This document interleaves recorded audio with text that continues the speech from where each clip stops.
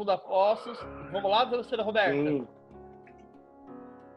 Vamos lá, eu estou pronta. Ronaldo, você tá? A gente pode começar? Beleza, tamo aí.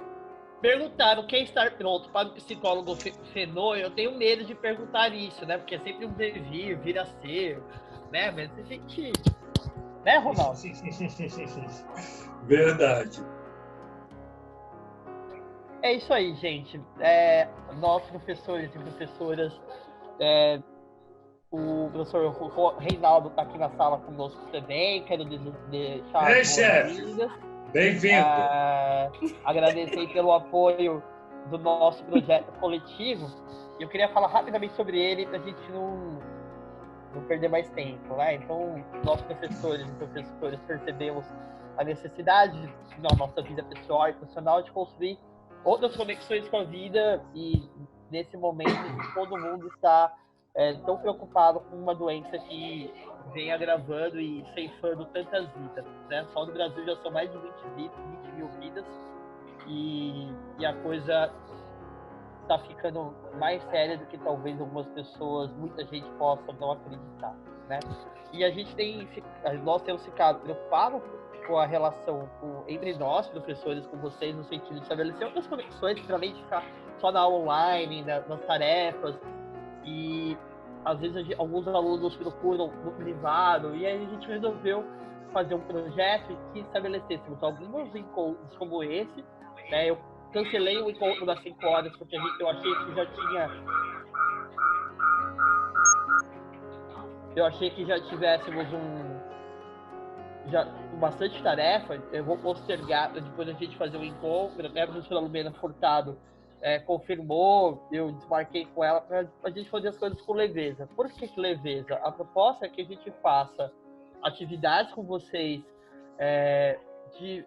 como café filosófico, sarau, atividades que falassem da vida, né? No momento que todo mundo está tão isolado nas relações, né? Esses dias eu até passei, eu fui de um serviço de saúde para outro, passei na frente da universidade, bateu uma saudade. A gente está sem possibilitar o encontro presencial com as pessoas. E não é à toa, por isso que a gente resolveu, com o apoio da universidade, fazer um projeto que a gente conseguisse perceber qual era o impacto desse momento na nossa vida e na vida de vocês, e ao mesmo tempo apoiá-los para além do papel nosso enquanto academia, né? Então, a ideia é que esse espaço seja um espaço não acadêmico, formal, que a gente possa discutir outras coisas da vida para além da universidade, mas a gente também tem uma implicação de natureza ética com vocês e com a vida, né? Então, essa preocupação é que fez com que a gente bolasse esse projeto. E aí, o primeiro encontro é esse de hoje, em que os professores, a professora Roberta, né, e o professor Ronaldo, bolaram um tema sobre solidão e solitude. E aí, a partir deste momento, eu gostaria de passar a palavra, eu vou só para combinar algumas coisas, né? São 2 links, aí a Roberta vai mandar o segundo link, a gente tem aí pelo menos mais uma meia hora. E aí, se cair, eu peço para que vocês aguardem o segundo link, né? A professora Roberta vai mandar. Mas a ideia é que a gente tenha aí um espaço de apresentação dos 2 professores, e em seguida a gente abre uma roda de conversa, tudo bem? Então, nós estamos passando aí por um momento que talvez muitos de nós não passamos, talvez nossos avós tenham passado na gripe espanhola, e hoje, de uma forma avassaladora, nos pegou a todos em pleno século XXI, né? Então, estamos aí num momento tentando chegar aí, infelizmente, no pico da pandemia, né? E, inclusive, nesse momento foi decretado a antecipação dos feriados para exatamente diminuir esse momento. E aí, em decorrência disso, a gente percebe que as pessoas estão ficando cada dia mais isoladas ou cansadas de ficarem sozinhas ou isoladas, e é sobre isso que a gente vai conversar, né? Sobre esses sentimentos e afetos, sobre a solidão. Neste momento, eu só queria combinar para quem que a gente passa a palavra primeiro. Vai o Ronaldo ou a Roberta primeiro? Pode ser Ronaldo. É o Pode ser Ronaldo. você, Ronaldo? Então, beleza. Beleza, tudo Então, passa a bem. palavra para o senhor Ronaldo, né? E caso tenha alguma dúvida, podem perguntar, mas vão anotando as questões que vocês têm, reflitam sobre o momento que vocês estão passando, da vida, né? E essa ideia é apoiá-los e com estratégias de autocuidado e cuidado coletivo que a gente tanto requer, né? Eu vou fazer a mediação aqui, então peço ao professor Ronaldo que se posicione, faça uso do microfone, por gentileza não fumem no ambiente, tô brincando, fiquem à vontade e Bom, Ronaldo toca a palavra. eu como tô desde janeiro sem fumar, então não cabe mais para mim isso. Bom, gente, primeiro quero dizer que é uma alegria fazer esse bate-papo com a Roberta e com o Fábio, né? Eu acho que a Roberta, né, pode contribuir bastante, né, nesse entendimento do que está acontecendo com a gente, né, agora. E o Fábio, eu acho que de uma forma especial, né, ele que está aí na ponta aí nessa luta, né, contra esse vírus, né, ele que está nessa ponta pode estar trazendo para a gente uma contribuição bastante rica.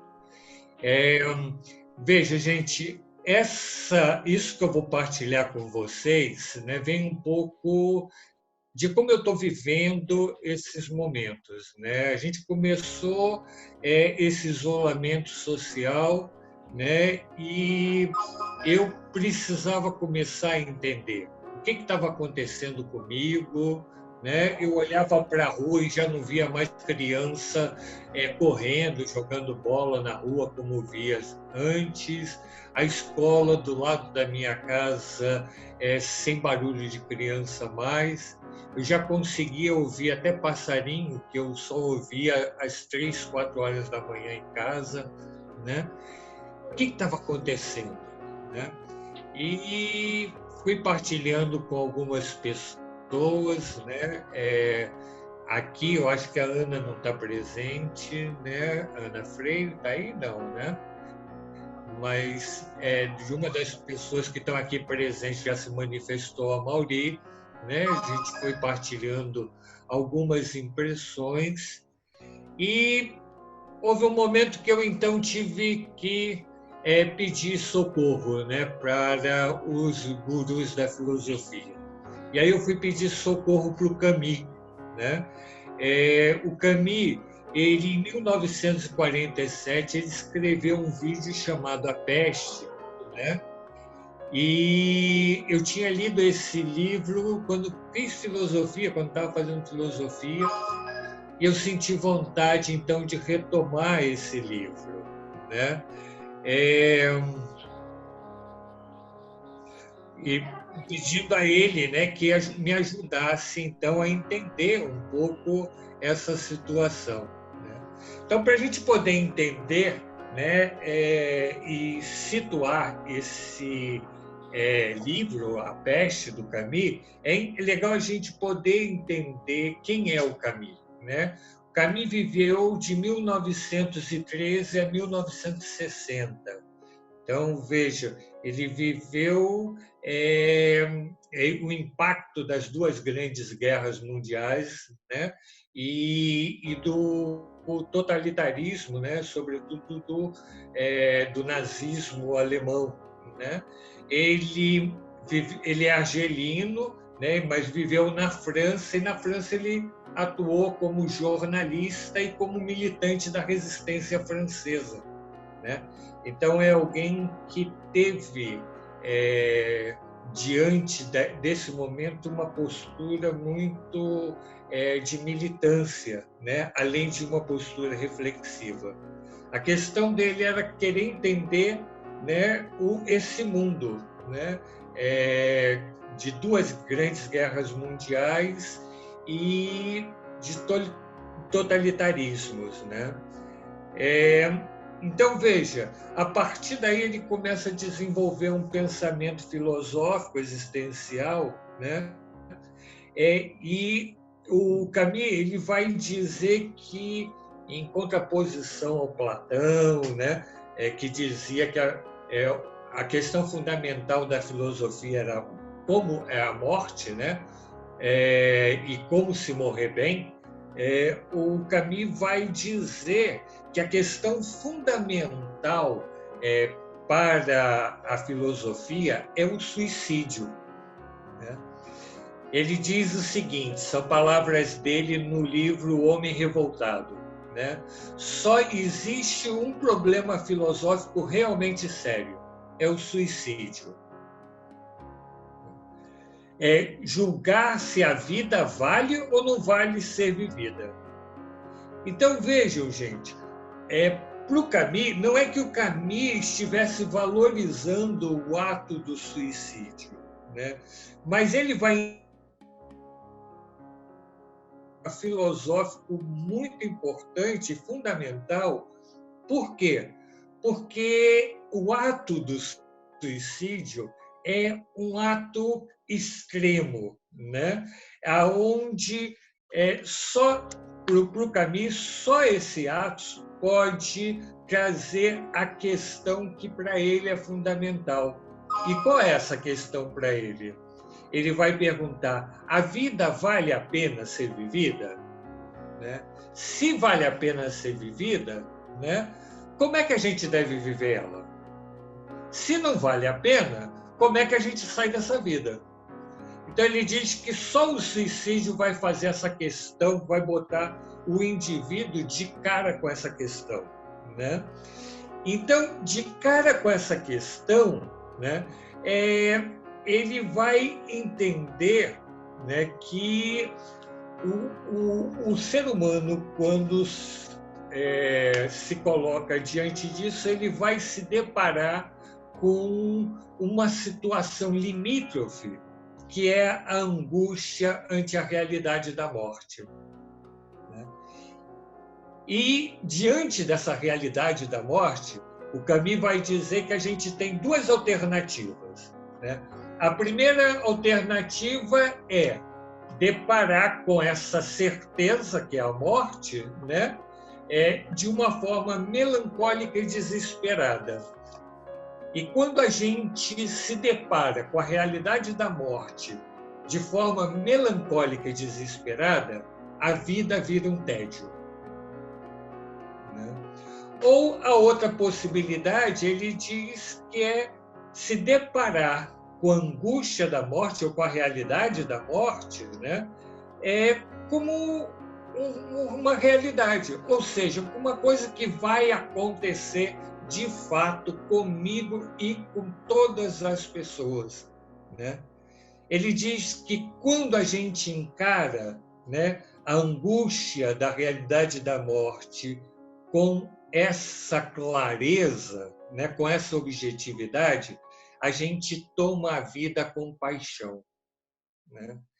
E é isso que me marcou me fez reler A Peste, né?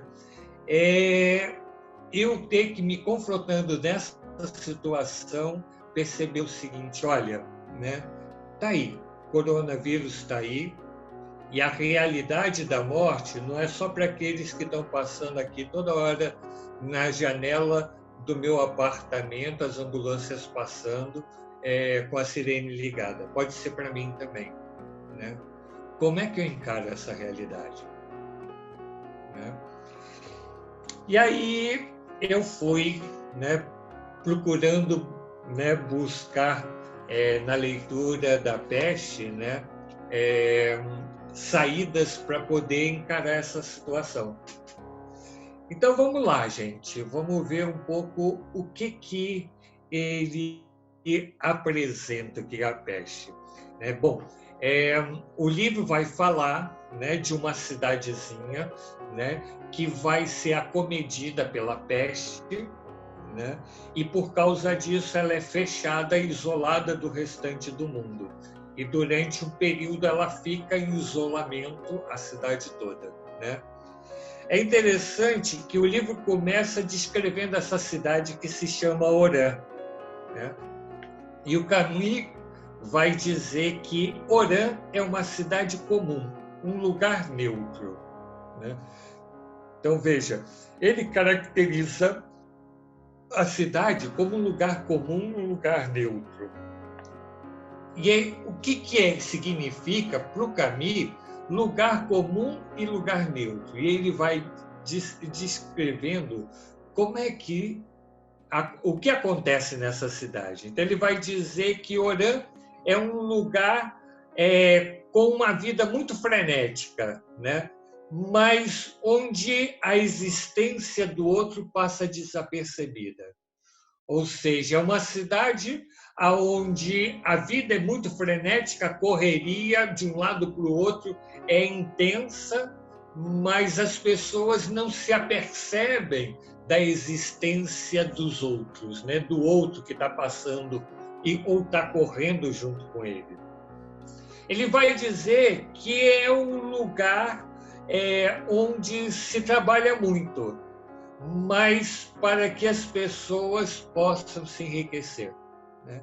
Ou seja, é uma cidade do trabalho, né? Mas as pessoas trabalham em vista de acumular, né? Do enriquecimento, buscando a perspectiva do enriquecimento, né?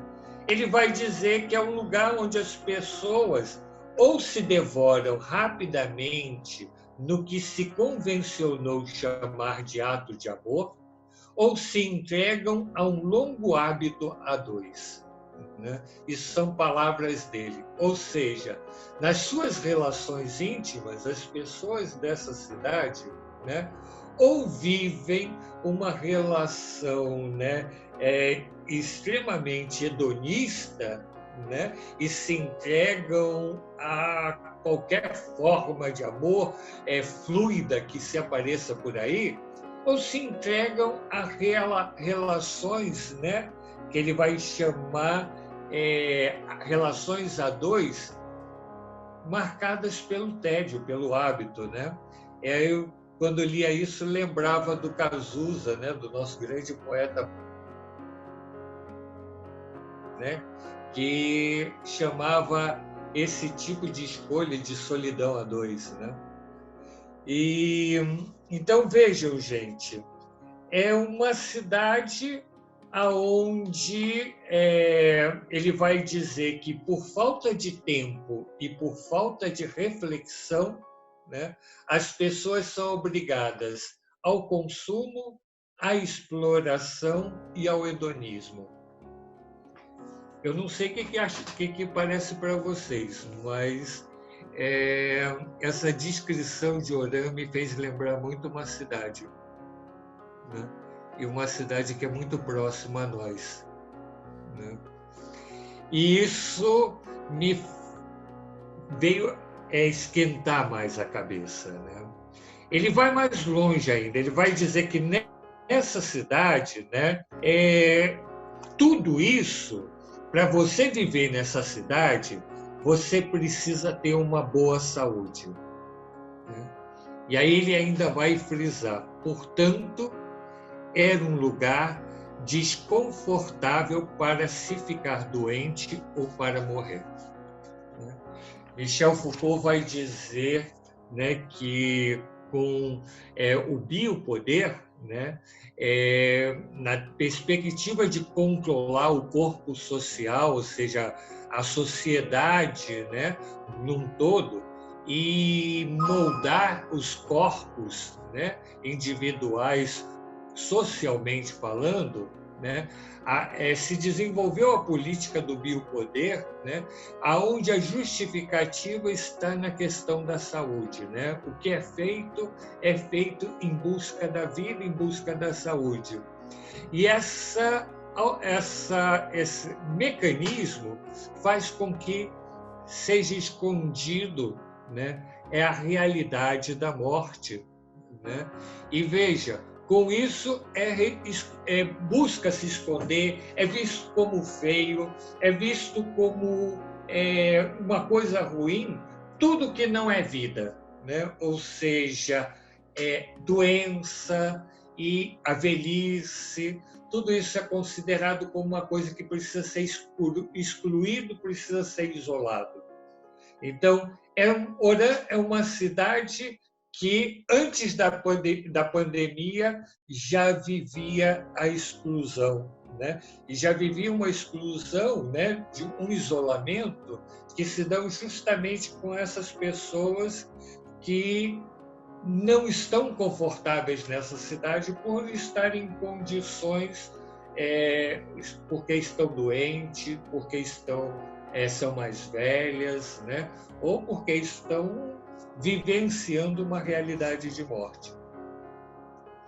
É então nessa cidade que chega a peste, né? A peste, ela chega nessa cidade e ela então traz a grande questão do Camus, né? A vida vale a pena ser vivida? Né? Se vale, como é que a gente vive nela? Se não vale, né, como é que a gente cai fora dela? Né? E é em torno dessa questão que ele vai trabalhar todo o período do isolamento social aí, né, vivido por essa cidade, como as pessoas vão convivendo com isso, né? E ele vai dizer que no início o sentimento era o sentimento de horror e de medo, né? Que depois de um certo tempo esse sentimento se transfere para o sentimento de tédio, né? Ou seja, as pessoas passam a conviver com a nova realidade de uma forma entediada, né?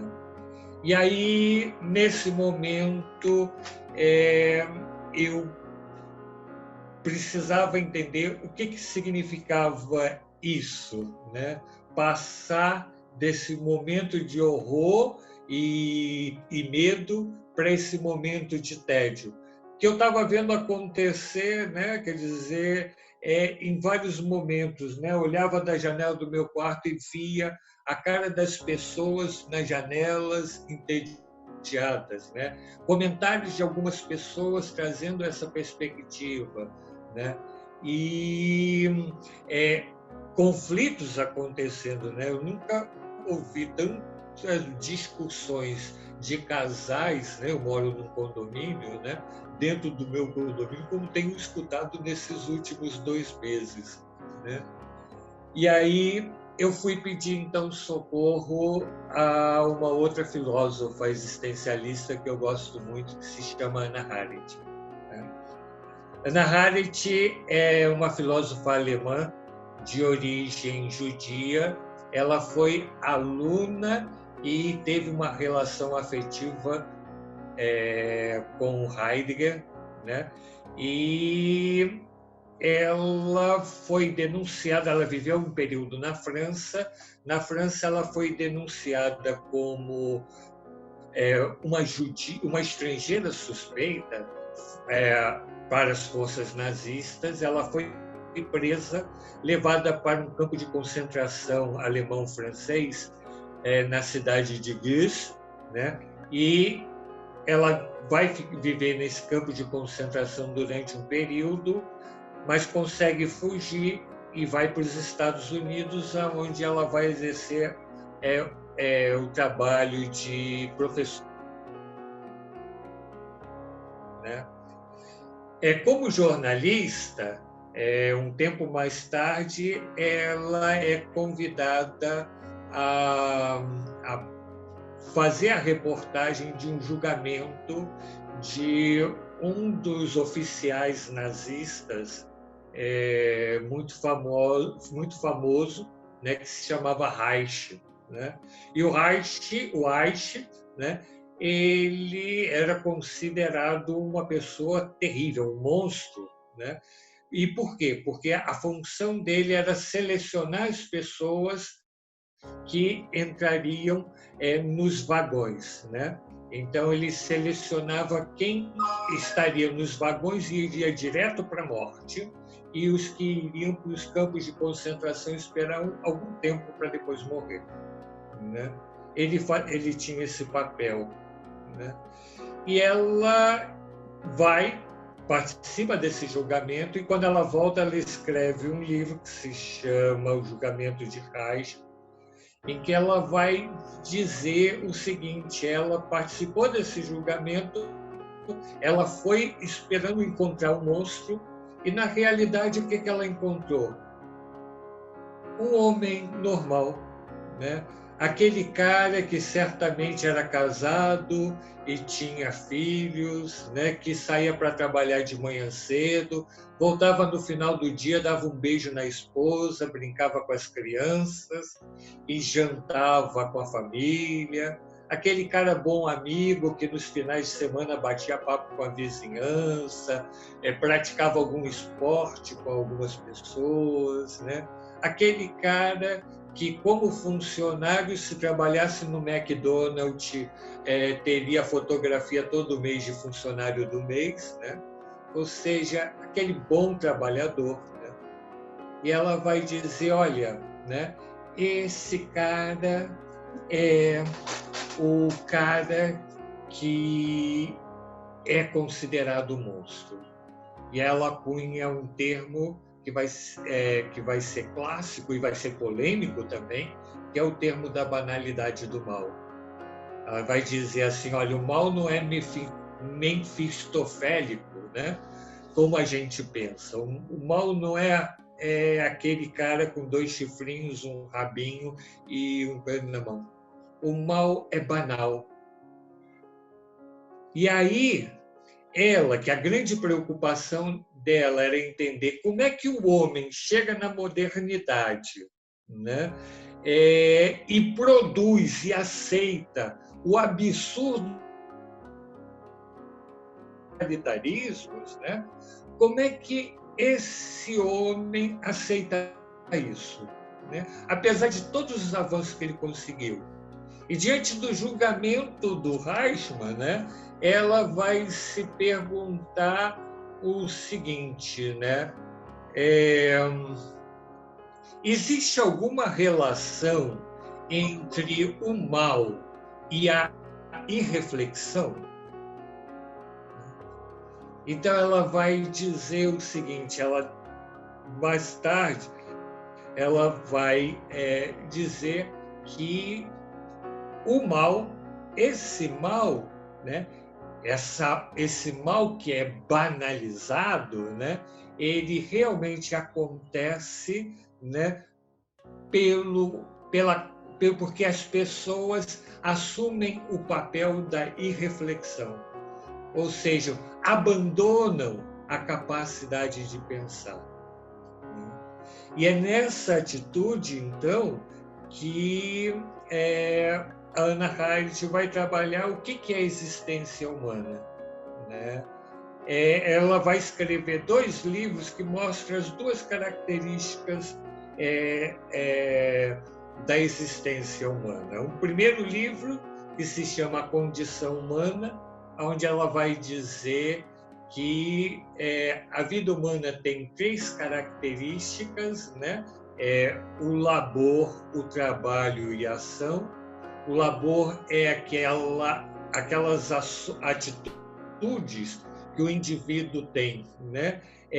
Que fazem com que a pessoa atenda às suas necessidades básicas. O trabalho é aquela atitude que faz com que as pessoas transformem o que o mundo oferece para elas e para as outras pessoas como algo que seja bom para as pessoas viverem melhor, né? E a ação, que é a atitude que o indivíduo faz coletivamente para a felicidade social, ou seja, são as práticas políticas, as práticas culturais. E ela vai dizer que o grande problema da modernidade está que o labor se sobressai ao trabalho e à ação. Ou seja, os homens, né, socialmente, supervalorizaram o atendimento das necessidades básicas.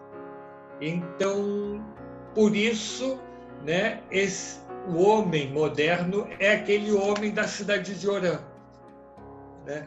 Que trabalha para enriquecer, que vive o dia todo correndo sem prestar atenção nas pessoas que estão do seu lado, que se entregam às relações afetivas ou de uma forma hedonista ou num tédio de uma solidão a dois, como dizia o Cazuza. Professor Ronaldo, eu Sim. queria fazer uma pergunta.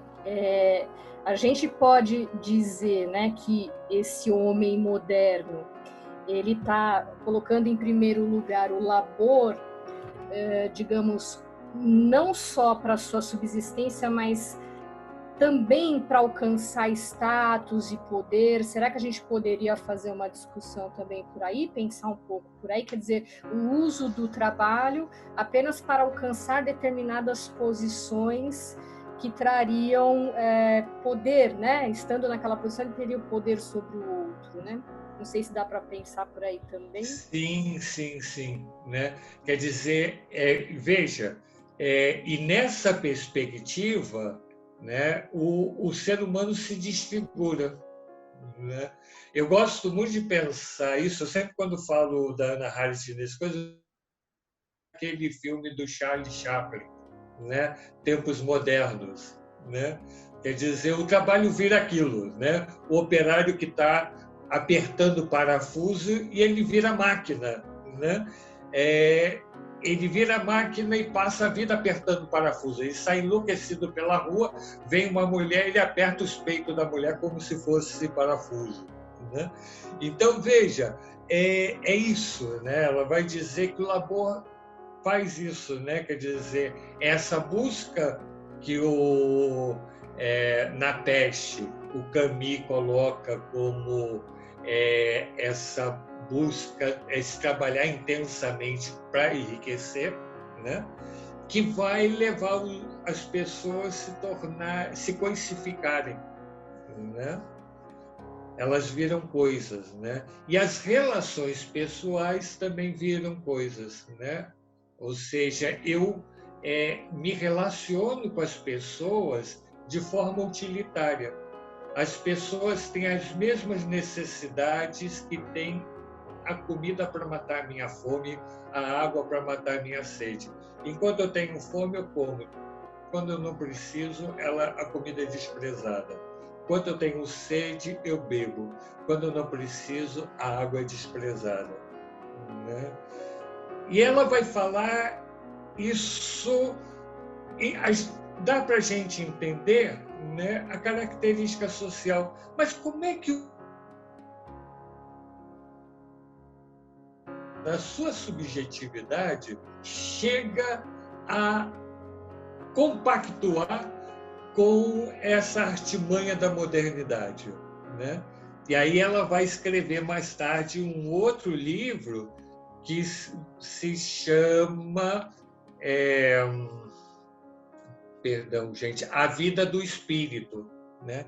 Então, que ela vai dizer que esse homem, enquanto indivíduo, ele se caracteriza por 3 aspectos: pela capacidade de pensar, pela capacidade de querer e pela capacidade de julgar. E o homem só é intenso, né? Ele só vamos dizer, integralmente, né? Humanizado quando ele vive essa capacidade do pensar, do querer e do julgar, né? E aí, trabalhando essa questão do pensar, né, que eu vou focar mais aqui, ela então vai... eu consigo perceber 3 formas de pensar para Hannah Arendt, né, que eu vou chamar, né, vou traduzir como solicitude, solidão e abandono, né? Eu vou dar mais atenção à solitude e à solidão, né? E vou deixar um pouco de lado o abandono, mas tendo em vista o seguinte, né? Para Hannah Arendt, o abandono, que é a característica política, né? A visualização para Hannah Arendt estava no nazismo alemão, né? Quer dizer, nos totalitarismos, né? A visualização disso, né? Isso só acontece porque as pessoas vivem ou em solitude ou em solidão, né? E aí, embora não vá dar muita atenção, é aí que eu acho legal a presença do Fábio, e vou pedir esse socorro para ele puxar, ele que está na ponta, puxar a gente para fazer esse casamento dessa reflexão com essa realidade de abandono que, infelizmente, de uma forma muito específica, né, e muito próxima ao absurdo que a Hannah Arendt enxergava, né, como abandono, nós estamos vivendo aqui no Brasil, né? Então, vejam, a Hannah Arendt vai chamar de solitude, né? Ela vai dizer que é aquele isolamento que é um convite à reflexão. São palavras dela, aliás, perdão, são palavras do Sócrates, né? Dita pelo Platão, porque Sócrates não escreveu nada. Sócrates dizia, segundo Platão, que a vida sem exame não vale a pena ser vivida. Então, para a filosofia socrática, né, é o pensar que dá sentido à vida, né? Se a gente não vive, né, não tem sentido viver, né? Então, vejam, a Hannah Arendt vai chamar isso de solitude, né? Solitude é aquele isolamento que convida as pessoas ao pensar, né? E ela vai, então, dizer que então, a solitude é uma exigência de pensar, né? Ela vai dizer, né, na vida do espírito, né, que todo pensar exige um pare e pense, né? Ou seja, é um se espantar diante da realidade, né? É se confrontar com a realidade e parar para pensar, né? Ronaldo, ela vai dizer... Ronaldo, o que numa vida mecanizada torna-se impossível, quer dizer, né? Então, se eu estou parecendo uma máquina e estou repetindo, reproduzindo movimentos, né? Se estou num movimento acelerado, né? Então, praticamente impossível fazer uma reflexão, parar. Eu preciso parar para refletir, né? Veja a frase, né? Pare e reflita, porque não dá, né? Em movimento acelerado, quer dizer, você não consegue, né? Imagina você a cidade de Orã, tão próxima de nós, que a gente leva 2 horas de casa ao trabalho, né, correndo entre ônibus, metrô e andando a pé, né, nessa agitação toda, né, sai do trabalho, corre para a faculdade, termina a faculdade, vai correndo para casa para dormir, para te conhecer, né? É a cidade de Orã que está próxima a nós, né? Pede, né, esse pare e pense, né? E não só isso, né? Quando a gente essa vida desenfreada, né? A gente vai encontrar também o quê? Né? É uma não atenção à realidade, porque a realidade está no outro, né? Vamos lembrar do Lacan, do grande outro, né? Da figura, né, que quando se apresenta diante de mim, né, é aquele que me sinaliza quem eu sou, né? Então, quer dizer, se eu não sou capaz, né, se eu estou numa vida desenfreada, eu sou incapaz de dar atenção para as outras existências que estão correndo em torno de mim, né? Perfeito, perfeito. O Fábio, acho que Fábio, seu microfone está desligado. Eu não estou conseguindo. Agora deu. Nesse sentido, eu queria ser um grande outro aqui em alguma palavra circular, Ronaldo, para a gente poder refletir um pouco coletivamente. Eu fiquei com algumas angústias aqui, eu estou acompanhando o chat aqui, ainda não tem muitas questões, mas eu queria reiterar para nós colegas aqui, professores, estudantes, para circular a palavra, né? Ficarem com algumas, colocarem suas angústias para fora, né? E porque eu fiquei pensando, e aí fica aí a pergunta para vocês dois, professores, ou mais para quem quiser participar, né? Num momento em que a minha percepção, sendo trabalhador da saúde, né, num recurso de gestão, a gente vai percebendo que vocês falam da vida vale a pena, né? O que eu tenho percebido ao longo desses 2 meses e meio, eu vou falar antes até, desde que a gente começa a ter sinais do ponto de vista da epidemiologia, de que isso já estava se alastrando, e a gente tem uma certa cultura assim, não é comigo, né? Não é com a minha vida, é com a vida do outro. E aí eu falo, não, entendi, tá longe ainda, né? Tá em Wuhan, lá na China. Né? Isso vai ganhando, vai para Milão. A gente até se solidariza com Milão, né? E de repente vem pro Einstein, fica perto, né? Paraisópolis, Einstein, e vai ganhando contornos mais próximos das nossas vidas. Aí eu penso como trabalhador e gestor, agora as pessoas vão conseguir serem mais sensíveis e toda a vida vai valer a pena, como eu já ouvia lá do Davi Capistrano, médico sanitarista lá de Santos. E a coisa vai ganhando contornos mais críticos. Aí, em 17 de março, a gente decreta o isolamento social como uma estratégia. Inicialmente, percebo que havia assim, uma solidariedade, uma sensibilidade, as pessoas preocupadas. Mas eu, dialogando com vocês, será mesmo? Porque a gente ainda viu os alunos preocupados, viu nossos familiares, colegas de trabalho, mas os mercados e atacadores cheios, as pessoas botando seus carrinhos num movimento de cada um por si. Aí eu fico pensando no julgamento, de que toda a vida vale a pena, né? Nesse lugar da cidade, um lugar comum. E eu fiquei desconfortável, né? E eu queria pensar um pouco sobre isso com vocês, né?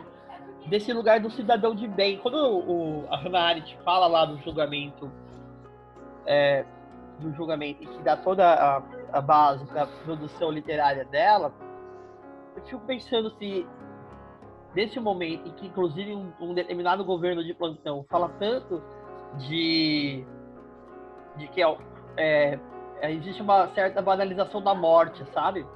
O que eu percebo, vão morrer pessoas mesmo. Sim, na saúde a gente sabe, a gente vai lidar com a morte, inclusive na psicologia hospitalar a gente fala de luto, mas hoje o Brasil tem 20 mil mortos e 300 mil pessoas infectadas notificadas. Multipliquem isso pelo menos por 2 ou 1/3 de subnotificação. E eu estou sendo bem polido. Você me dá uma parte aqui, só um instantinho, Fábio, só para Está aparecendo Câmara dos Deputados. O senhor tem a parte nome, professor Ronaldo. Uma coisa que é importante perceber é o seguinte, que está atrelado a essa questão da subnotificação, eu ando dizendo o seguinte, né? Vulnerabilidade, né, nessa situação de pandemia, no Brasil, tem classe. Né? Tem classe. Na Europa, vulnerável, na Europa, onde nós temos uma população acima dos 80 anos, que hoje é maior do que a população da primeira infância, né? Na Europa, vulnerável era ser idoso e está acima dos 80 anos. No Brasil, vulnerável é ser trabalhador e nessa situação ter que sair de casa porque ou morre de coronavírus ou morre de fome. Né? E aí, nesse sentido... Vulnerável é ser morador de rua. né? Vulnerável é morar nas comunidades, onde espaço de isolamento. Nosso isolamento é um privilégio burguês que muito poucos no Brasil têm, né? E aí isso explica, Ronaldo, e aí um pouco, para fazer uma certa passagem para a Roberta também, para problematizar, sim, sim, o isolamento é um recurso de quem tem acesso aos bens culturais, de quem consegue exercitar aí uma cidadania minimamente para conseguir ter acesso aos bens culturais, como diziam alguns colegas, do direito ao direito. Tem provocado os estudantes que têm acesso comigo à segunda e sexta-noite a seguinte questão: qual é o nosso papel enquanto estudante, professor, academia, profissional nisso tudo, né? A gente vai sempre dar a cesta básica para as pessoas não saírem de casa. Quanto tempo isso vai durar? Eu fico pensando, quando a gente fala de estratégias de conseguir lidar com a solidão, né, com o sentimento de que a vida não vale a pena, de ausência de alguma perspectiva de desejo, seja não só pelos bens materiais, mas pela própria vida, de construção de outras conexões. Hoje a gente tem uma população idosa no país em que, principalmente a periferia, sustenta sim a idade, aí o meio da pirâmide etária, né, que está em massa ou em trabalho precário ou desempregada. O contingente de trabalho sustenta, as pessoas estão menos protegidas e uma grande maioria de pessoas que começam a ficar muito cansadas, porque não é fácil ficar 60 dias em isolamento nas periferias. Isso não é mais possível. Ou a gente pensa em outras estratégias, mas todas as estratégias pensando até no diálogo com a psicologia comportamental, né, de reforço, de atividades, de pensar em algumas coisas que motivem, reforcem as pessoas a ficarem em casa, elas já não existe uma fadiga. Eu queria problematizar com a professora Roberta, que também tem aí uma experiência no campo da saúde, e já passando um pouco a bola para lá, né? O professor Ronaldo já fez várias contribuições. Queria que você pudesse nos ajudar, professora. Beleza. A Ludmila também está aqui, né? Boas-vindas, a professora Ludmila. Está em algum lugar aqui, alguma janelinha aqui. Eu já acho. Se puder contribuir também, seja bem-vinda. E vocês também, estudantes, né? Você tem várias contribuições durante a aula, né? Quem quiser abrir as janelinhas aí para a gente matar a saudade da carinha de vocês, a gente agradece. Mas eu queria que a professora Roberta pudesse contribuir aí um pouco a sua experiência para além da psicanálise, e também pode ajudar nesse momento, como é que o budismo enxerga isso, né? Então, eu queria que você pudesse nos passar um pouco a bola, né? Quais são as contribuições que a gente pode lidar, entendendo, eu vejo como uma certa fantasia, né? A hora que a gente chegar no pico da curva, tudo resolvido. Quero dizer, o pico da curva quer dizer que tem mais metade da luta pela frente. Tá? Ela pode ser mais extensa ou ela pode ser mais aguda, vai depender de todo mundo e de como que a gente consegue lidar com esse momento. Vamos lá, professora Roberta? Tá com você, Roberta! Fábio, só me permite, Roberta, uma explicaçãozinha. Essa é uma questão de ordem, professor Ronaldo. Que eu acho que essa explicaçãozinha ajuda e vai alimentar a minha curiosidade com relação ao teu pensamento, né? Ao que você tem para colocar. A Hannah Arendt vai colocar, né? Vai usar um conceito do Sócrates, né? Para explicar o que é solitude, que o Sócrates chamava, ele dizia que existia um ato de pensar que era o ato do 2 em 1. Né? Então, a solitude, para Hannah Arendt, é aquela solidão de eu comigo mesmo. Né? E ela vai dizer que é essa solidão que me permite pensar, e aí eu vou fazer a ligação com o Camus, né? É essa solidão, né, do eu comigo mesmo que me permite encarar a angústia da realidade da morte porque é angustiante, sim, né? Mas assumindo a vida com paixão e não assumindo a vida como tédio. Só isso para jogar a bola para você. Perfeito. Eu sinto que estou com a parte mais difícil aqui, depois da brilhante fala, né, do professor Gente, Ronaldo. A live acabou. Boa noite para todo mundo. Bom descanso. Gente, boa tarde. Obrigada aí pela presença de todos e todas. Eu trouxe uma fala, né, para vocês. Eu trouxe um pouco, me baseando no budismo. Eu acho que alguns estudantes um pouco mais próximos sabem que eu gosto bastante dessa filosofia, né? Então, por vezes eu recorro a ela, né, para tentar compreender algumas coisas. Mas antes de começar minha fala, eu gostaria de responder a pergunta do professor Fábio, e a pergunta que ele fez acabou aguçando a psicanalista que há em mim, né? Então, antes de eu chegar no budismo, porque me chamou muito a atenção, o que eu sinto que o Fábio está perguntando é o seguinte: será que as pessoas estão realmente sendo solidárias? Que eu acho que é essa a pergunta. Eu fiquei aqui pensando, acho que na filosofia, né, você vai ter uma discussão sobre se o ser humano é essencialmente bom ou se ele é essencialmente mal, né? Então, eu acho que o professor Ronaldo aí, que é filósofo, ele sabe mais do que eu, né, sobre isso. Cada autor, né, o que cada pensador vai discutir sobre o que é ser bom e o que é ser mal. Mas me aguçou né, a psicanalista em mim, porque para a psicanálise o ser humano ele é pulsional. A pulsão não é boa nem ruim. É um Então, ser... Detalhe, Roberto, acho que só para aguçar a sua pergunta aí. Sim. A nossa participante, Valesca, pergunta: as pessoas já viviam uma solidão ou o fato que estamos vivenciando só evidenciou mais do que já estava acontecendo? Acho que dialoga bastante aí com essa fala de vocês, né? Então, passa a bola aí para você. Legal. Então, o ser humano é um ser pulsional, né? Então, assim, a pulsão não é boa nem ruim. Então, eu entendo que o ser humano ele age em função de suprir os seus desejos, né? E para a gente fazer isso, a gente, né, para não, suprir todos os nossos desejos, porque isso seria impossível, né? Não conseguiríamos viver em sociedade se isso acontecesse. A gente abre mão de uma série de coisas para estar em sociedade. É o texto Mal-Estar na Civilização, do Freud.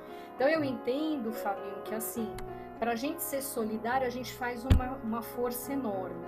Eu acho que o professor Ronaldo talvez discorde, ele tem um entendimento diferente do que é essencial, né, no ser humano, mas eu acho que a gente precisa se esforçar para ser solidário, né? É uma luta interna o tempo todo com aquilo que a gente quer, né, deseja, e aquilo que a gente precisa fazer para estar em sociedade e viver coletivamente, né? Então, por isso que eu acho que é importante essa live que a gente faz hoje, porque eu entendo que quanto mais a gente exercita a reflexão, mais a gente se humaniza e mais a gente tem condições de fazer essa luta interna para estar de maneira solidária com o outro, né? Quanto menos a gente reflete, quanto mais mecânicos somos, como o professor Ronaldo bem colocou, menos a gente se humaniza, menos somos solidários, menos vamos pensar nos outros, né? E comentando o que a Valesca coloca, eu entendo, né, Valesca, que o ser humano ele é ele com ele, esse ele com ele convive com os outros, né? Mas é ele sempre que está com ele, né? Então, assim, eu não vou chamar de solidão, né? Eu não acho que nós sempre estivemos em solidão, mas sempre tivemos a oportunidade de exercitar a solitude. E eu acho que é isso, né, que o professor Ronaldo coloca, que a gente não enxerga esse estar com a gente mesmo dessa forma, né? A gente não vê como possibilidade de reflexão, mas a gente sente como abandono, né? Sente como abandono ou sente como solidão, né? E não é solidão, né? Solitude é diferente de solidão, né? Na solitude a gente está com a gente mesmo, né? E o professor Ronaldo coloca isso porque justamente o budismo ele vai trabalhar muito essa questão da meditação, da reflexão, de você estar consigo mesmo o tempo todo, né?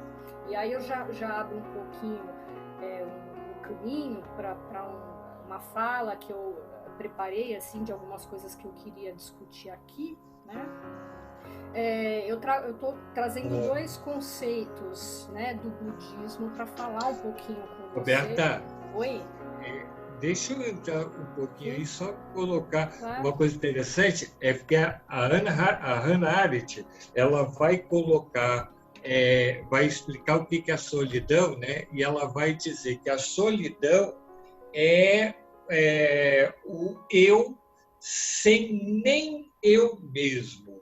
Ou seja, a solidão é o abandono de mim por mim mesmo, vamos dizer assim, né? Quer dizer, ela vai dizer que a solidão, né? Também um pouco respondendo a Valesca, né? Ela acontece até quando a gente está, né, com outras pessoas. Cazuza novamente, solidão a dois, né? De noite, de dia, faz calor, faz frio, né? É isso. E ela vai dizer que a solidão é interessante. Deixa eu só pegar aqui a fala dela, né? Ela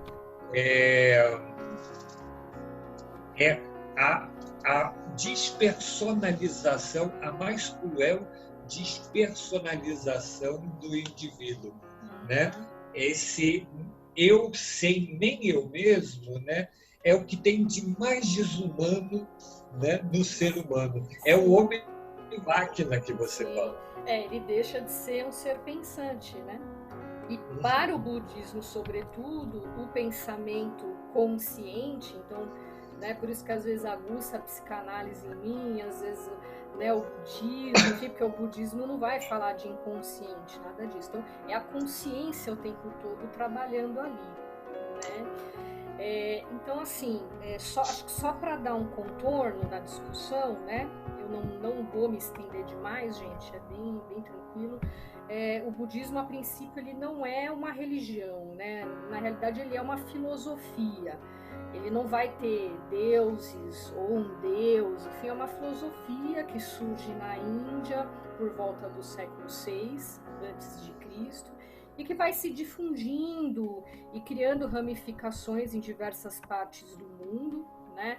Vocês devem conhecer a figura central do budismo, que é Buda, né? Que foi um ser humano comum como nós, né? E que traz uma reflexão dentro de um contexto específico de vida dele naquele momento, né? Essa pessoa não deixou nada escrito, então Buda nunca escreveu nada, né? Até o século I a.C., os ensinamentos sempre foram passados de forma oral. Ele ia levando essa reflexão oralmente para os discípulos dele, né? E a partir do século I adiante, né, século I a.C. adiante, estes discípulos começam a tomar nota, enfim, a colocar ali por escrito estas reflexões, né? Então, estes escritos são chamados de cânones, né?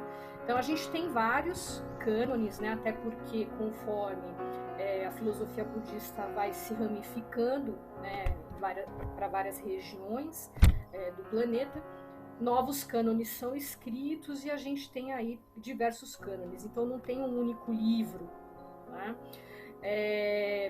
Boa parte da tradição ela é mantida, pouca coisa modifica-se nesses cânones, né? E eu trago dois conceitos básicos dentro do budismo, semelhantes em todos os cânones, que é a questão da impermanência e do karma, né? São esses dois conceitos que eu gostaria de trazer para vocês. O karma vocês já devem ter ouvido falar, talvez a impermanência não, né?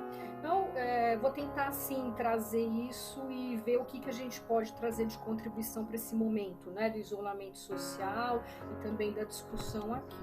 Então, o que é a impermanência, né, para o budismo? A impermanência tem a ver com o fato das coisas nunca serem as mesmas no universo, né? Elas sempre estarão passando por uma mudança, né? Todos os fenômenos são impermanentes. Nós somos impermanentes, os objetos, as experiências, uma doença, um vírus, né? O próprio vírus da gripe, ele está sempre passando por mutações. Então, tudo é impermanente, né? Isso porque a existência de qualquer coisa, a nossa existência, a existência de um objeto que seja, né?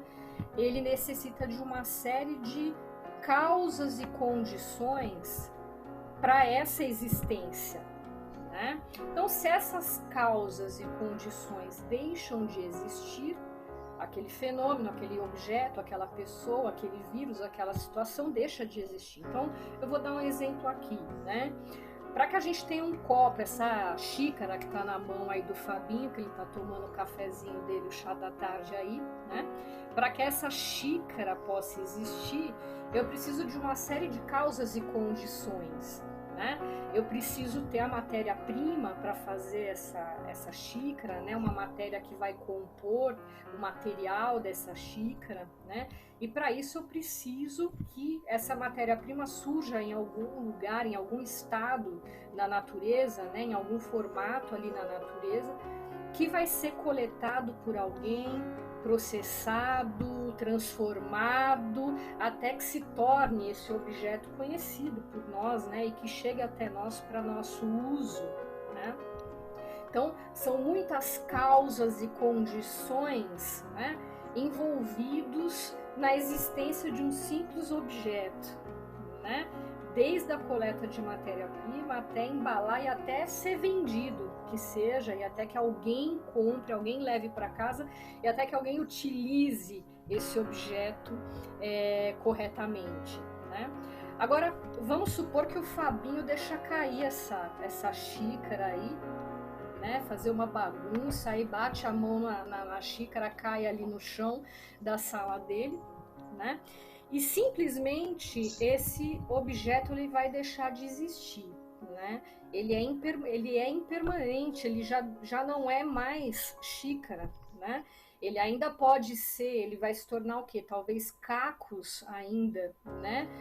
Cacos do material que é feito a xícara, né? De cerâmica, enfim, do que for, né? Que fosse vidro, então cacos de vidro, mas deixou de ser copo, né? Talvez ainda seja cerâmica, talvez ainda seja vidro, mas não é mais copo, não é mais xícara, né? E o que a gente tem são cacos, né? Então, as causas e condições que mantinham esse material em formato de xícara, essas causas e condições deixaram de existir. Porque um outro evento aconteceu no meio do caminho e quebrou essa xícara, né? Então, o budismo vai fazer com que a gente reflita, né, que nós não somos os mesmos nunca, assim como os objetos, as situações, elas nunca são as mesmas. Então, após essa live, nós não seremos os mesmos, nem vocês que estão aí participando, nem nós que estamos fazendo a live já não seremos os mesmos, né? A cada segundo a gente se transforma, né? Porque as causas e condições que estão ao nosso redor estão nos afetando e nos transformando o tempo todo, né? Uma pessoa nova que conhecemos, alguém que nos diz uma coisa, um acidente, uma situação qualquer, né? O coronavírus aí, o isolamento social nos impacta e já não somos mais os mesmos. Então, nada no universo é permanente, nada, tudo se transforma. O nosso corpo também, né? Nós envelhecemos, adoecemos, morremos, então não temos o mesmo corpo, né? Então, nesse sentido, né, o que o budismo vai colocar, né, para falar um pouco também do sofrimento e da dor desse momento, né? Ele vai dizer justamente que a gente sofre porque a gente se apega a essa ilusão da constância, né? Então a gente acha, né, que as coisas deveriam ser sempre as mesmas, não deveriam mudar, não deveriam ser alteradas. E quando elas mudam, quando elas são alteradas, a gente encara isso como injustiça, encara como, puxa, não é justo, como assim eu estava super bem, agora eu estou mal, eu circulava a cidade inteira, estava livre, agora eu estou presa em casa, isso não é justo, né? Como assim? Então, a gente não aceita a mudança, né? Então, ele vai dizer que a gente tem um apego, né? Um apego à fantasia da constância. Então, o que o budismo vai dizer? Se eu reflito sobre isso, e aí vem a questão da reflexão, a questão da meditação, que seja, ou simplesmente da reflexão filosófica, né? Se eu tenho a compreensão, veja, de que eu vou envelhecer, se eu tenho plena consciência disso, eu não vou ficar chocado com isso, eu não vou achar que isso é uma injustiça, que isso é ruim, nem bom, nem nada. Simplesmente isso acontece para todos, né? Se eu tenho plena consciência da morte, a morte não vai me chocar, quer dizer, porque eu já sei que ela é parte desse processo de impermanência, né? Então, se eu tenho plena consciência de que tanto coisas boas como coisas ruins que são impermanentes, se eu tenho clareza disso, eu não vou nem sofrer em demasia pelas coisas ruins e nem vou me animar em demasia com as coisas boas, entende? As coisas passarão a ter, digamos, o mesmo valor para mim, o mesmo peso, né? Para o budismo, então, por exemplo, eu poder estar fora de casa, poder sair, poder circular a cidade, ou ter que ficar em casa, são exatamente a mesma coisa. Elas não têm nenhuma diferença entre elas, né? Se eu não sou apegado à felicidade, né, quando algo ruim acontece, eu não sofro tanto. E se eu não sou apegado à tristeza, nós temos pessoas apegadas à tristeza, né? Quando algo bom acontece, eu consigo percebê-la, né? Considerá-la e valorizá-la, sem me exceder também demais com essa coisa boa que me aconteceu, porque eu entendo que as coisas são impermanentes. Então, boas ou ruins, elas vão mudar, em algum momento elas se alteram. Né, são muitas causas e condições participando para a existência de algo ou não. Né? Então, pensando um pouco sobre o que o Ronaldo falou, né, colocou na fala dele, né, se eu encaro a morte com desespero, né, eu acabo escolhendo viver uma vida tediosa, porque é dessa forma que eu vejo. Eu não vejo como esperado essa morte, mas eu vejo ela com desespero. Eu não aceito esse estado de impermanência, né? Já que a gente vai morrer mesmo, então não vale a pena viver, não vale a pena eu levar esse período da minha vida em contentamento, né? Então, essa é uma pessoa que é iludida com a permanência, né? Mesmo com a permanência de uma vida frente a uma morte vista como com desespero, como algo que não deveria estar ali, né? Ela não deveria fazer parte da vida, a morte não deveria fazer parte da vida, né? Então, para que viver, né? Então eu vivo de maneira tediosa. Um outro conceito, né? Eu acho que impermanência é isso, não é muito complicado da gente entender, mas eu acho que é mais difícil da gente viver, da gente praticar e da gente lembrar disso o tempo todo, mas é um conceito muito simples, né? O karma, eu acho que, assim, a gente ouve falar bastante, mas eu acho que tem uma compreensão errônea um pouco em relação a ela, né? A gente acaba, devido a outras tradições religiosas, a gente acaba associando a castigo. Ah, meu karma, a gente associa imediatamente karma a castigo, né? Mas assim, o budismo ele não vai falar de castigo, não vai falar de pecado, ele não vai falar de punição, nada disso. Para o budismo não existe isso, né? Então, é bem simples também. Karma quer dizer simplesmente ação. Ação, karma é agir, é ação, né? E ele vai dizer que toda ação, ele tem uma consequência. ele tem um resultado depois dessa ação, né? E karma é essa ação. Qual é a ação que eu vou escolher ter, né? Então, no exemplo do copo, né, que a gente estava tratando, né, todas as ações anteriores relacionadas à produção daquele copo, né, tiveram como consequência a existência desse copo. Então, alguém entendeu da matéria-prima, colheu, pesquisou, fabricou. Então, são ações, são vários karmas, né, várias ações que levam a uma consequência. Eu tenho um produto, uma consequência, um resultado, né? E para o budismo não importa, né, se são coisas boas ou ruins, ele não vai trabalhar essa questão, ele só vai dizer que o karma diz respeito à ação que a gente vai ter frente a qualquer coisa que aparece diante de nós, né? Então a gente pode tomar como exemplo o próprio isolamento social. Então a gente sabe quais são, ou a gente imagina quais sejam as consequências de fazer ou não fazer o isolamento social, que é um pouco o que o Fábio estava trazendo, né? Então, a gente tem consequências sobre o coletivo, né? Temos, né, a partir do que eu escolho fazer, claro que eu não estou trazendo uma discussão sobre a condição que as pessoas têm ou não de fazer aquilo, né? Não vou tão longe, né? Mas a gente sabe que a nossa escolha vai ter uma consequência para o coletivo, vai ter uma consequência sobre nós também individualmente. Então, né, qual é o meu karma, ou seja, qual é a minha ação em relação ao isolamento social? Qual vai ser a minha ação frente a isso? Eu posso fazer uma avaliação, e aí a gente entra na reflexão ética. Eu posso fazer uma reflexão e avaliar que os resultados positivos e negativos, tanto individualmente como coletivamente, posso considerar tudo isso para fazer a minha escolha. Então, essa escolha é o karma, né? Só que assim, eu posso avaliar que o impacto negativo sobre mim, do isolamento social, por exemplo, vou me sentir solitário, fico estressado, fico angustiada. Eu posso considerar que esse resultado é mais importante do que o espalhamento da infecção. E eu decido não fazer. Eu tenho pessoas que fazem essa escolha, né? E eu vou ter um resultado em relação a isso, né? Que pode ser prejudicar o coletivo e pode ser prejudicar a mim mesmo, ou prejudicar alguém querido, né?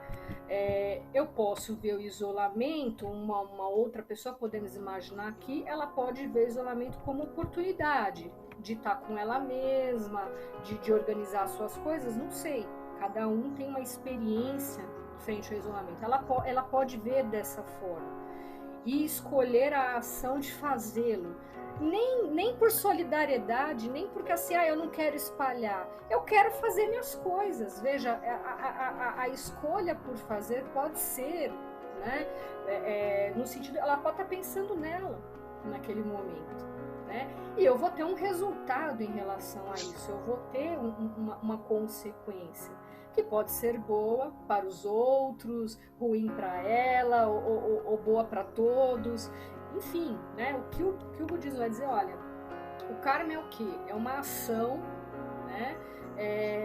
Frente ao que você escolhe, como fazer, o que fazer frente a qualquer coisa que surge na sua frente. Uma situação, alguém que te diz uma coisa, enfim, você tem que tomar uma decisão, né? E você tem que lembrar que essa ação, que esse karma tem consequência, né? Então, ele não vai falar sobre, olha, a sua decisão é certa, a sua decisão é errada, nem culpa, nem pecado, nem nada disso. Mas a proposta é que a gente tenha uma ação refletida, né? Que eu possa escolher conscientemente, avaliando, né, o que essa minha ação pode ocasionar. Ir ao mercado mesmo assim, encher o carrinho, levar tudo, o máximo que eu puder, limpar a prateleira, quer dizer, eu vou ter algo que se, né, desencadeia aí a partir dessa ação, né? Eu acho que tem muita relação com o que o Ronaldo falou de né, o conceito de solitude para Hannah Arendt, né? Porque é justamente esse processo de reflexão consciente de que todo karma tem uma consequência, ou seja, que toda ação tem um resultado, ele é justamente esse processo do você estar consigo mesmo, é justamente isso, né? É uma ação refletiva, você precisa refletir sobre o que você vai fazer, né? Uma ação irrefletida, né? Você nem sequer está presente para o budismo, você não está presente, você não está, né? A meditação para o budismo é você exercitar a sua presença, é você exercitar o pensamento consciente. Na meditação você não fica com a cabeça vazia ou deixando ela navegar sem rumo, não é isso. Na meditação você sempre vai trazer a consciência, o foco. Você então é difícil realmente esse processo, entende? É sempre chamando para reflexão, sempre chamando para reflexão, né? Então, quando a Hannah Arendt fala da banalidade do mal, que ela vai discutir esse conceito, né, é justamente a crítica desse homem moderno que age sem pensar. Ele está sendo empurrado e o que ele faz não tá tendo a devida, para o budismo, a devida consciência, o devido processo de reflexão ética sobre o que ele está fazendo. Nesse sentido, Roberta, só para a gente também circular um pouco a palavra os alunos, não quero, pelo amor de Deus, fazer eu já encerrei, o seu time tá assim perfeito, porque eu fechei. Fechou? Fechei. Vai abrir um pouco a fala dos estudantes. Quem quiser abrir as câmeras, fiquem à vontade, na medida que se sentirem à vontade. Achei a intenção nossa contribuir com alguns elementos teóricos, mas mais do que o elemento teórico, né? Nesses meses, alguns estudantes vêm nos provocando assim: o que a gente pode fazer? O que eu posso fazer enquanto estudante? Né? Eu sempre faço alguma questão na prova assim: como que você, enquanto estudante ou futuro psicólogo, poderia contribuir à luz da teoria que você está estudando, né? Então, achei importante a gente pensar um pouco, e aí a Alexandra traz né? Nesse atual cenário, vejo que estamos tentando entender o que estamos sentindo e buscamos no outro e também em nós mesmos sentimentos que habitam nele, trazendo uma ânsia de se falar sobre esses sentimentos. Tenho sentido isso. Não sei se os demais estão assim também. Pegando a questão da Alexandra, então eu queria que a gente pudesse refletir um pouco, e esse era o objetivo, sabe, Alexandre? Assim, nós, professores, alguns estudantes, entendemos que, por exemplo, buscar conexões entre nós, né, respeitando a possibilidade de isolamento, poder se encontrar, né, e ver carinhas, por exemplo, eu não vejo a carinha da Valesca desde o ano passado, praticamente, né? Então, tem gente aqui que voltou para a universidade, como a Nayana, que está aqui, e eu nem a conheço ao vivo, né?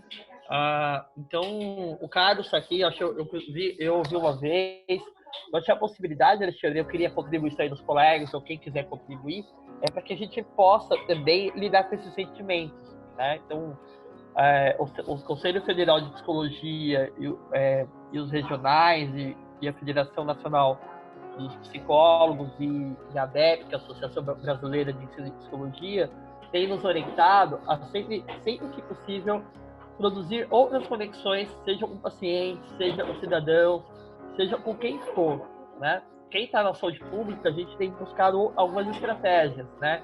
No limite, a gente vai na casa das pessoas. Pega aquele paramento, leva até a casa da pessoa, veste para cuidar das pessoas. As pessoas não podem deixar de ser cuidadas e nem deixar de ser atendidas no serviço, tá? Esse é um ponto bem importante, que a Roberta, quando ela fala assim, quem puder escolher, ótimo. Quem não puder escolher, a gente sempre tentar ter um movimento um pouco mais generoso na relação com o outro, resguardando a distância, o uso de máscara, óculos. A luva tem controvérsias. A luva a gente usa por procedimento, tá, gente? A gente faz o procedimento, joga fora. Então você leva o vírus para tudo que é lugar. um pouco pensando na pergunta do Alexandre, eu queria que o Ronaldo e a Roberta, ou se tem alguém mais que quiser contribuir, que a gente possa pensar, ela faz uma pergunta que é para todos, né?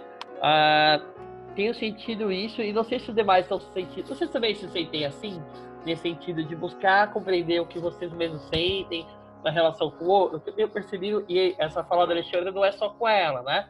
Eu percebi que vários pacientes, inclusive os meus do consultório privado, os pacientes que a gente cuida na saúde pública, estão com essas mesmas angústias, e a gente tem buscado formas respaldadas pelo Conselho Federal e pela saúde pública de atender ou virtualmente e, no limite, presencialmente, sempre primando pela proteção do paciente, né? Não é à toa que a segundo núcleo populacional mais afetado são os profissionais de saúde na exaustão. Quero chamar a atenção. Então, esse é um cuidado também. O profissional vai atender porque ele quer ajudar. Na hora que ele está se desparamentando, é a hora que ele se contamina. Então, até nisso, né? A gente também tomou um certo cuidado de não querer ser super-herói.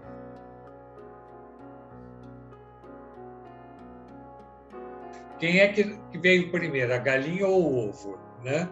Então, veja, ela vai dizer o seguinte: se eu sou alguém, né, que estou só comigo, né, eu sou eticamente obrigado a fazer o bem, né? Por quê? Né? Porque quando eu convivo com alguém que é mau caráter, né, eu simplesmente me afasto dessa pessoa, né? Então, quer dizer, se eu convivo comigo e eu sou mau caráter, eu não consigo, essa convivência é insuportável, né? Então, eu não consigo ter solitude se eu não tiver uma postura ética que promova o bem, né? E ela vai dizer que o contrário acontece com quem tem solidão, né? Quer dizer, quem tem uma postura ética que causa o mal, né, só pode viver em solidão, né? Porque só assim ela pode se sustentar com todo o seu mau-caratismo, né? Como certo indivíduo que com 70 e poucos por cento de rejeição ainda se acha mito, né? Então, Valesca, veja, para Hannah Arendt, né, o isolamento tem a ver com também uma saída para o outro. Ela vai dizer que no processo de comunicação, para eu poder falar alguma coisa com o outro, eu tenho que pensar primeiro. Então, eu só consigo estar com o outro numa atitude política, né? Entendendo política como ação na polis, na cidade, né? Na sociedade, né? Se eu estiver em isolamento, mas um isolamento de solitude, né? Se eu estiver em isolamento de solitude, eu vou somar com o outro, né? Então, veja, esse aspecto eu acho muito importante porque a gente retoma aquela coisa do Camus, né, quando ele vê que o confronto com a morte, né, dentro da questão vale a pena viver, né, ou leva a gente para o tédio ou leva a gente a assumir a vida com paixão, né? Quer dizer, já nesse momento de isolamento, né, se eu não me perguntar, vale a pena viver, né? E isso convivendo comigo mesmo, sabe? Numa intenção, como que você diz, né? Kármica, nesse sentido de assumindo a minha ação, né? Diante da vida, né? Se eu não fizer isso, eu vou viver a solidão no tédio, né? Se eu conseguir fazer isso, né, percebendo que, independente de que eu morra, né, amanhã de coronavírus, vale a pena viver, né? Mesmo na solidão, né, eu eu vivo a vida com paixão.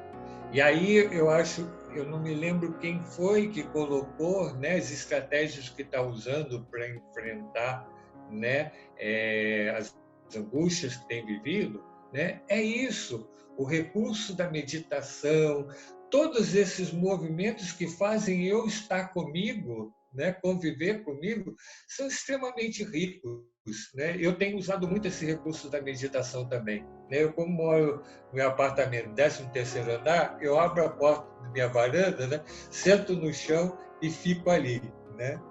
E consigo escutar o que não conseguia antes, passarinho cantando, o que eu só conseguia escutar às 3, 4 horas da manhã, quando eu ficava acordado 3, 4 horas da manhã, né? Fora dessa época.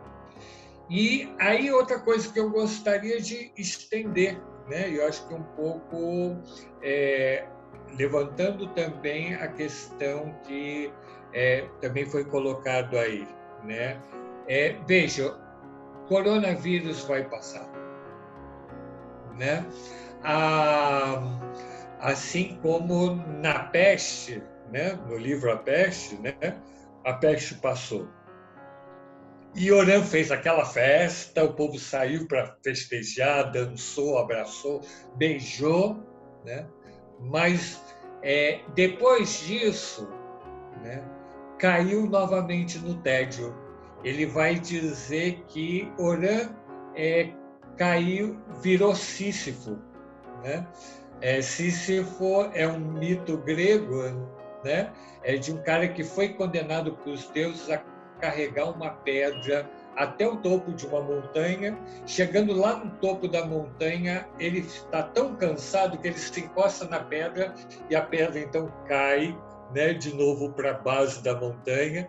Ele no dia seguinte tem que fazer a mesma coisa, né? Isso é o tédio, gente, né? Isso é viver a vida com tédio. O coronavírus vai passar, né? E vai passar, né? E o que nós vamos beber dessa experiência? Fazer festa e depois cair no tédio da Orã que nós vivemos, né? Ou nós vamos aproveitar esse momento, né, para assumir atitude. O livro básico de filosofia do Camus é O Homem Revoltado, né? Assumir a atitude kármica da ação no mundo, certo? Do homem revoltado, né? Do homem que, por paixão pela vida, se indigna com o que é injusto, se indigna com o que é desumano, e ao ressignificar a sua vida, que é um pouco isso que você fala, Roberta, né? A vida é isso mesmo, né? O existencialismo vai dizer que, como nós viemos, né, sem um operário que nos montou e sem um manual de instrução, né, nós somos o único objeto que se torna ser, né? Então nós somos o objeto que é capaz de constantemente se ressignificar e ser amanhã o que nós não somos hoje, né? Então, além de nos ressignificarmos, somos capazes então de ressignificar essa vida, né? E contagiar, né? Eu acho que é dessa forma que a nossa paixão pela vida contagia os outros, né? Só que isso não acontece isoladamente. Ela inicia nesse processo de isolamento, né? Mas tem que terminar num processo político, social, de soma com as outras pessoas, né? Que vai mais além que a festa. Sim, sim.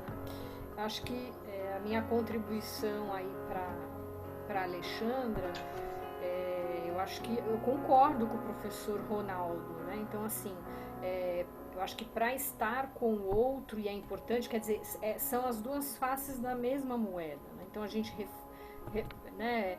reflete conosco mesmo e refletimos com os outros, né? Mas antes precisamos estar com a gente mesmo, né? Para poder estar com o outro, né? Para que esse estar com o outro também não seja uma relação mecânica, vazia, ou só por algum tipo de interesse, como o professor Ronaldo falou lá na inicial. Então, eu acho que é uma grande oportunidade também para a gente pensar sobre como estamos com os outros, né? De que forma acontece o meu encontro com os outros, né? Como eu tenho me relacionado com os outros até então, né? E para Solange, eu acho que assim, né, Solange, a gente abriu essa oportunidade aqui, né, das atividades extra-acadêmicas, para trazer outros conteúdos mesmo. Então eu não falo como psicóloga para vocês nesse momento, para a gente não misturar temas e misturar as coisas. Eu não falo também como professora. Então, eu entendo que qualquer prática que cada um se sinta identificado no seu cotidiano, ela ajuda, né? Veja, o professor Ronaldo recorre à meditação, recorre à reflexão ética, a leituras, eu também recorro um pouco à filosofia budista. Cada um de nós tem, né, recursos de reflexão para contribuir com esse pensamento, né? Para contribuir, assim, para a gente entender o que acontece com a gente. E, sobretudo, né, lidar com os nossos sintomas, lidar com o que acontece com a gente e também para pensar o que vem depois, que eu acho que é extremamente importante o que o Ronaldo coloca, né? Então eu posso passar por esse isolamento em tédio, achando que tudo isso é injusto, que está acontecendo comigo, porque eu tinha uma vida maravilhosa, né? E continuar depois a minha vida da mesma maneira, né? Ou seja, usando de maneira indiscriminada recursos da natureza, tratando as pessoas como objetos, pensando só em mim. Quer dizer, eu posso continuar um caminho de excessos ou um caminho de despreocupação com o outro, né? E eu acho que esse é o momento da gente repensar mesmo, né? Eu acho que eu costumo dizer que está todo mundo sendo obrigado a passar aqui por um experimento social. É o que todo mundo está vivendo hoje. Forçadamente estão sendo objetos de estudo nesse momento, né? Nas mais diferentes áreas, né? Como fica a questão do estudo nesse momento, como fica a questão do trabalho, como ficam as relações, como fica a família, como fica a violência. São diferentes campos, estão sendo experienciados nesse momento, né? Somos cobaias de um grande estudo social, né? E a gente precisa olhar para ele, refletir sobre ele, como a gente está vivendo em casa, como a gente está vivendo com os demais do lado de fora da nossa casa. Eu acho que isso é extremamente importante, né? Não vai só essas práticas que nos fazem bem, que cada um se identifica aí, né? Eu acho que elas não só nos ajudam a nos sentir melhor, mas vão nos colocar numa outra posição quando tudo isso passar, porque a impermanência tá aí. Então, o que a gente vai fazer depois? Eu acho que essa é a grande questão.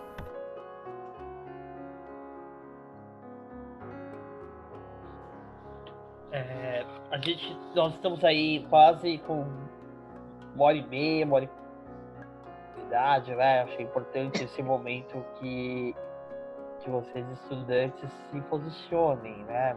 Eu sei e imagino que não está sendo fácil, e não é fácil mesmo. Então, acho que é o momento de vocês conversarem. Tia Roberta, e aí a pergunta que eu faço é um pouco para vocês, estudantes, né? O que vocês têm feito para se cuidar, para conversarem? O que vocês sugerem? Como vocês estão lidando com esse momento? Alguém gostaria de falar? Tem 2 pessoas que se inscreveram. Está chegando aí em 2 horas, queria circular um pouco a palavra, né? Não é uma aula que eu vou obrigar a abrir a câmera, mas nós, professores, também não temos as nossas angústias, tá? A gente conversa bastante ao longo da semana. Pois é. Às vezes até durante a aula, você olha, gente, a impressão que dá é de uma solidão. Tá? Estamos chegando ao nosso final. A gente combinou, nós 3 aqui, de fazer a seguinte avaliação, né? Então, à medida que eu for encerrando aqui, vocês, aqueles que acharam importante, que foi positivo, deem um joinha no canal. E pra gente ter uma ideia de como é que foi pra vocês, no geral. Teve gente que ficou mais quietinho, né? Então, é uma forma aí da gente subir a nossa live. Brincadeira. Mas pra gente ter uma ideia de como é que foi pra vocês, né? Então, vou fazer minhas considerações. Primeiro, agradecer aí a confiança de vocês no nosso processo de formação. Eu falo nosso porque à medida que a gente está no processo de docência com vocês, a gente também vai reaprendendo, né? Nossa aprendizagem principal neste momento é que é importante manter uma conexão com vocês para além da universidade, pensando que, como diz a Roberta, nós somos colegas de trabalho, de profissão, né? A única diferença é que eu, ela, o Ronaldo, o Reinaldo aqui presente, do qual a gente agradece o apoio, a gente tem um pouquinho mais de tempo de vida, ou pelo menos de formação, em campos diferentes, mas como dizia um professor meu, toda a vida aqui vale a pena, e aí a gente achou importante se conectar com vocês de outro lugar, do lugar da vida, do lugar de alguém que está tomando café aqui com o bolinho, do lugar de alguém que está com o cachorro ali do lado, de alguém que está aí na sua sala, no seu quarto, e porque a gente sabe que a vida é muito diversa. E aí, lidar com a finitude da vida e esse medo do novo, como dizem alguns de vocês, né? Todo profissional de saúde, todo profissional, todo trabalhador, todo cidadão está com medo desse novo, né? E nós subestimamos, porque talvez não fizesse parte da nossa vida, e agora a nossa avaliação, pelo menos com quem trabalha em saúde coletiva, que a gente vai ter que, nós teremos que nos ressignificar, né? Tem situações de colegas que estão fazendo cuidado paliativo no leito de UTI, que as pessoas estão partindo sem poder se despedir, e as pessoas estão se reinventando, né? Fazendo live, essa live feliz aqui, tem gente que está fazendo despedida pelo tablet, né? E é totalmente legítimo o medo, né? A gente tomar um certo cuidado de não deslegitimar o medo, não desautorizar a angústia, né? E talvez isso, dialogando com quem falou de tão difícil a permanência dentro de casa com o familiar, é porque talvez a gente tenha, quando alguém também falou da escuta, acho que o Auri falou muito da fala, da escuta, da comunicação, porque talvez a gente projete muito no outro a gente, e é insuportável ouvir a gente mesmo em alguns momentos, né? Então, a gente também fazer o exercício, quem já foi estudante comigo ou viveu a aula presencial, a gente sabe que eu vou botar em roda e a gente vai conversar sobre os problemas. Porque acredito que nós, como profissionais de saúde, é importante que a gente consiga ouvir o outro. E ouvir o outro não é concordar, né? Não é aceitar só os likes, né? E os dislikes? Qual o problema do dislike? Qual o problema de ouvir, cara, tu me incomodou hoje, tu pisou na bola, tu me afetou, tu me prejudicou. O outro tem direito de ser o outro, né? E talvez por isso explique como é tão difícil a convivência do lugar de fala que o outro tem, né? Aceitar que o outro tem um lugar de fala, né? Então, acho que talvez nesse momento eu não ando tão cético em relação ao momento, talvez seja um bom momento, uma boa oportunidade para a gente repensar o lugar de vida e o lugar de fala, porque o outro tem um lugar de escuta, e por isso que a nossa profissão está sendo tão procurada, né? Então, porque a gente, em tese, a gente tem um lugar de escuta individual, mas ela tem que ser uma escuta coletiva. Ela precisa ser uma escuta coletiva. Para fazer, a gente tem falado um pouco do Lacan aqui, né? Para fazer ser um grande pai para interditar algumas arbitrariedades, né? Eu brinquei aqui com a cena do político, de passar a palavra, a questão de ordem, mas é um pouco isso, assim, né? Precisamos pensar que mundo que a gente vive, que relações que a gente quer, né? Aí, encerrando a minha contribuição, sim, hoje a gente tem um cenário diferente. A gente, daqui para frente, a gente vai ser diferente? Quando a gente reabrir a universidade, reabrir os serviços de educação e saúde, assistência, o supermercado, a gente vai conseguir ser diferente de verdade? As nossas relações serão ainda tão burocráticas que a gente precisa fazer tantos formulários, tantas coisas para acessar o serviço de saúde, por exemplo. A gente tem que se questionar no serviço de saúde, né? As pessoas estão com medo de procurar um serviço. Aí, só para dar um testemunho, né? As pessoas usam o serviço de saúde, as pessoas estão face shield, luva, você não consegue nem saber quem é o trabalho, parece um robô. Galera, Nem dá pra dar bom dia, pelo menos? Cada bom dia, a pessoa já pergunta se tá com tosse. Meu, tá bom dia. Bota a pessoa pra dentro, né? A pessoa tá com medo, tá angustiada. Como diz, alguém falou, um ponto é a questão a Adna falou da sustentabilidade. Né? A gente precisa pensar que, como diz o Martin Portman, um economista da Unicamp, ele já dizia, há mais de 10 anos atrás, que já existe renda e trabalho suficiente para que a gente trabalhe 20 horas semanais, tendo a mesma renda e as empresas tendo a mesma margem de lucro. Então, para onde vai esse restante de carga horária e renda? Com certeza não são para essas 15, 20 pessoas aqui. Né? Alguém está acumulando mais. Então, que relações que a gente vai produzir ativamente, respeitando a individualidade de cada um, para que a gente consiga se aceitar e aceitar o outro, para que o outro possa existir na sua diferença. Então, talvez isso explique um pouco o medo da morte, né? Porque a morte por essa doença é uma morte tão solitária que as pessoas estão não querendo ir para os hospitais de campanha, porque vai morrer sozinho. Vai morrer com a equipe vai cuidar, mas longe da família. E aí tem essas ambivalências, né? Porque se tem conflito, é a hora da gente construir outras relações, talvez, né? Bom, enfim, já avançamos aí 20 minutos depois, né, do que a gente colocou como teto. Achei importante a gente responder coletivamente algumas questões que os colegas estudantes apontaram. Tem questões aqui que a gente não conseguiu abordar na resposta, porque talvez não tenham respostas, sim, né? Esse é o barato da nossa profissão, que a gente vai ter que pensar sobre. Então, eu achei importante a gente fechar com esse agradecimento coletivo, que eu acho que deu certo, né?